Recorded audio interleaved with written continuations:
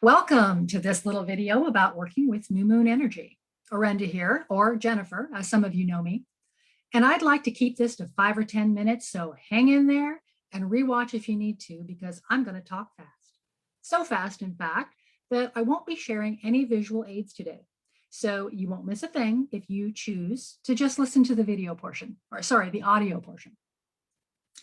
I hope you took advantage of the new moon energy this week. If not, never fear, you still can. New moon energy of any kind, in fact, is not just available to us on a single day when the moon is at its darkest or its fullest, but cosmic energy, it's not precise. And so it's flowing and it's available to us during a window of time surrounding any cosmic event.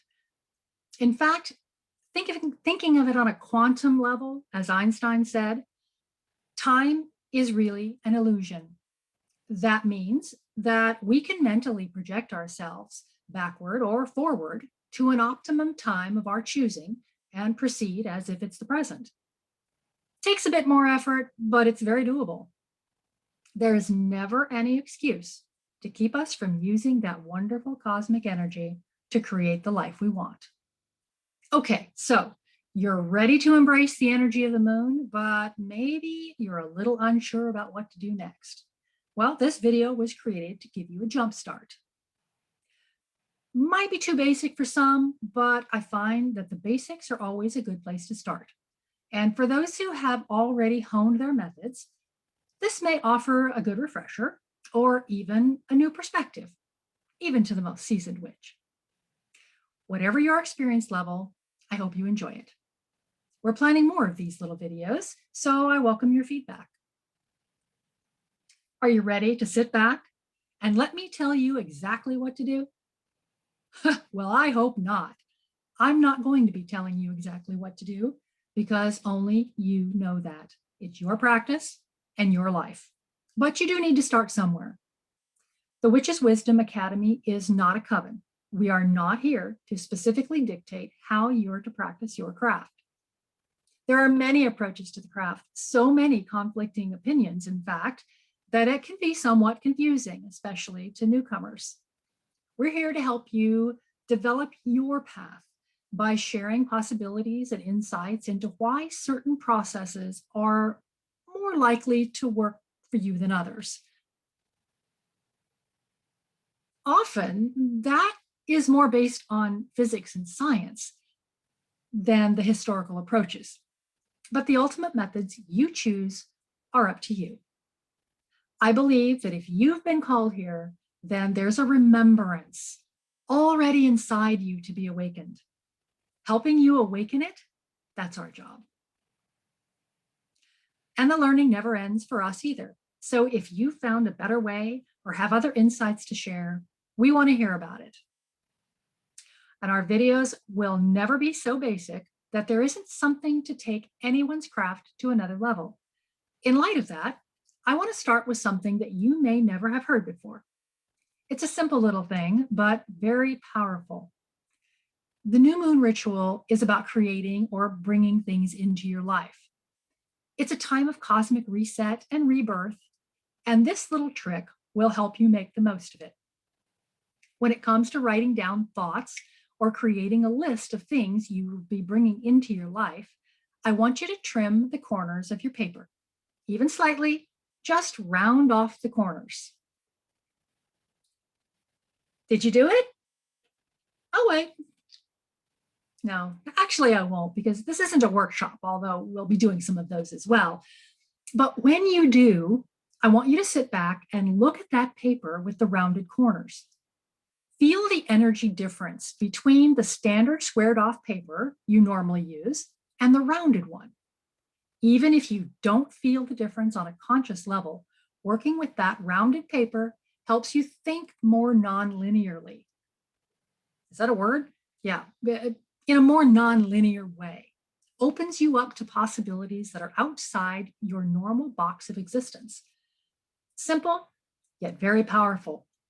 So footnote here, we can thank the famous Dr. Rudolf Steiner for that insight and wisdom, and he was right. Prove it to yourself, try it. And that out of the box thinking is exactly what is needed when you're working with the creative power of the new moon. Now, let's move on to some specifics for creating your new moon ritual, or any ritual for that matter. Step one, set your space. You can use an existing altar or create a new or temporary one. There are certain times when it is definitely more advantageous to use an existing altar or sacred space, but that conversation is not for today. If you don't have one or you need some pointers on creating one, just ask or wait for another video. Now you can amp up the power of your space by casting a circle, using correspondences, adding crystals, incense, candles, symbols, representations of the elements. The possibilities are endless. So endless, in fact, that adding power to your sacred space could be an entire class of its own. And we're trying to keep this short and to the point, so we'll save the amp ups for another time. Step two, clear your space and set the intention, the energy of your space. Now, when the new moon is not specifically a time for releasing or clearing, but it can be useful to energetically prepare your space to accommodate or better match whatever you're bringing in. Now, this can be accomplished by smudging or by energetic intention, by using sound like bells or mantras, or even motion like dance or hand movements. Now, step three is to get grounded and connect to your power source. I consider this the most important step because you are the magic. So being in the right state of mind and connection to facilitate that is key. Now, for some, that power source is a god or goddess.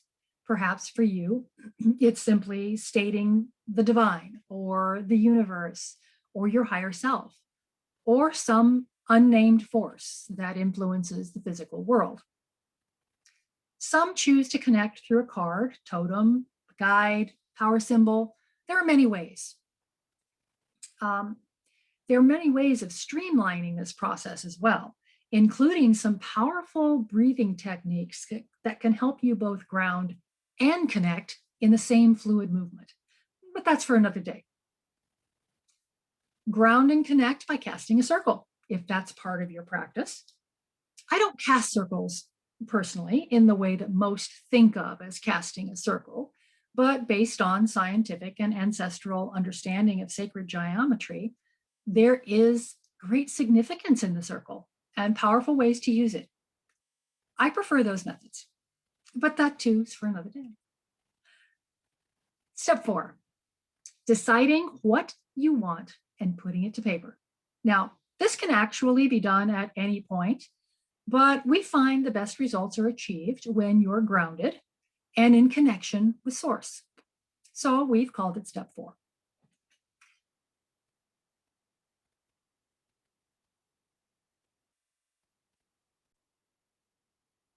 Oh, sorry, I could tell I was about to be interrupted, so we put a pause. But back to step four. As mentioned earlier, try using rounded cornered paper. I think you'll find this dramatically increases your creativity and opens you up to the possibilities you may not have even considered otherwise. So, what do you want? If you don't already have something specific in mind that you want to bring into your life, consider consider breathing new life into an existing situation. Doesn't have to be totally new. You can make something you already have better. Write yourself a new moon abundance check. Those are always fun. In fact, I'll post one for you to make it easier. Maybe you think you want to meditate more. Actually, you might not. Meditation is a chore, beneficial, and with moments of existential bliss, definitely, but a chore nonetheless. Instead, I suggest you think about what that added time in meditation will give you and ask for more of that. Meditation is just one way of getting it. The Earth's magnetism and energy has changed, opening up new possibilities.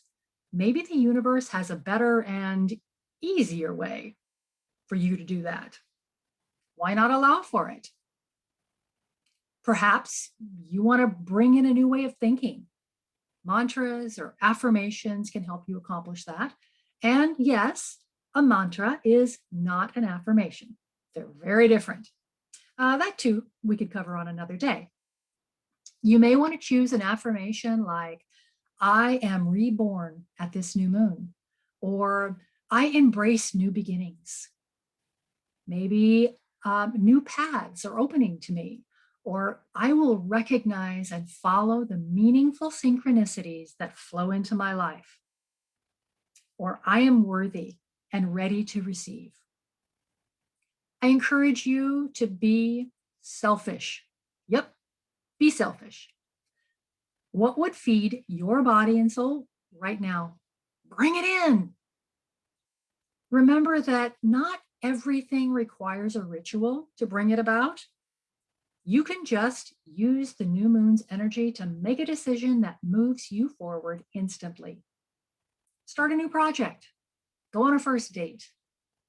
I decided that getting more sun would bring me more joy. So I dug out that old tan through bathing suit. No ritual necessary, no waiting. Or maybe it's deciding not to do something, like maybe not meeting up with that energy sucking friend of yours this week. Yep, that's self-care. It's kind of like releasing something, which would be more for a full moon ceremony, but it really depends on how you word it. Bringing in a new behavior that serves you, well, that's new moon energy. Well, you get the idea. And if you're still stuck, maybe try finishing one of these sentences. So this cycle or this month, I call in what? Or I intend to what? I'm guided to start. I'm guided to create. Whatever it is that you're finishing that sentence with, be sure that it will bring you more joy, more happiness, or more peace, or express your passion about something. If it doesn't, figure out how to tweak it so that it does. In this lies power. In fact, it can be as simple as deciding that what brings you more joy, happiness, or peace is what? What brings you those things? And then say, bring me more of that. Or have a feeling of deep joy, peace, or happiness, and set your intention to have more of that feeling. Let the universe decide how. Do you really care what it is as long as your joy is increased by it? Let the universe surprise you. Life is an adventure. You don't even need to create a complicated ritual. Just have a new moon bath and think about these things while soaking in the tub. Even the shower. Water is a wonderful catalyst for opening paths to wisdom or washing things away. Speaking of water, did you know that water has memory? Send your intentions into that glass of water and drink it to infuse it into every cell. Whatever you choose, whether you're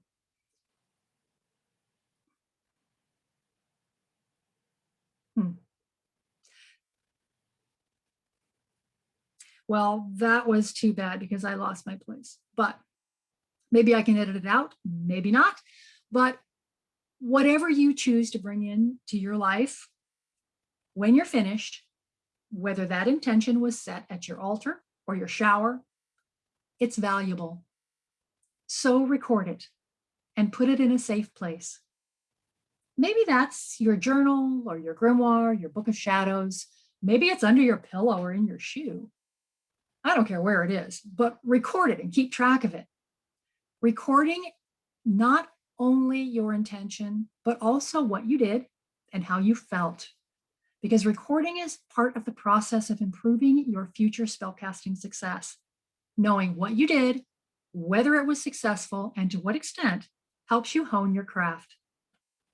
Consistent, predictable success is the goal, right? So approach it like a science and not a toy, and your spell work will blossom into the results you expect. Now, step 5, activate it. Now that you've created it on paper, bring it into your reality. Sit with it. What does it look like and feel like to have, be, or do that thing? Now, how is your life different now that you have it? Now that you have the result of that intention? As you sit with that energy of your creation, really enjoy the reality of it. Bask in the feeling of having it already having been accomplished. Then send it out to the universe with a statement of this or something better, not just for me, but for anyone who desires it as well. You've been given a lot of power, and you've given this a lot of thought. Why not make it available to others who can't do it for themselves right now? Let others ride on your coattails. Your energy can be used by others. Whenever anyone is lifted up, the energy of the entire planet rises. It's like compounding interest. By doing this, we're also acknowledging to the universe that the universe does not contain a finite quantity of this thing that you desire, and that making it available to others in no way diminishes your ability to have it. To the contrary, bringing more of it into this plane makes it all the more accessible to you as well. Now, I know this was a fast run through and there was so much more we could have added, but if you'd like to know more about any aspect of this, we're planning more quick videos in the future. Just let me know what you'd most like to learn so we can prioritize. More videos coming soon, so join me and the Witch's Wisdom Academy, and we'll help fill your life with magic.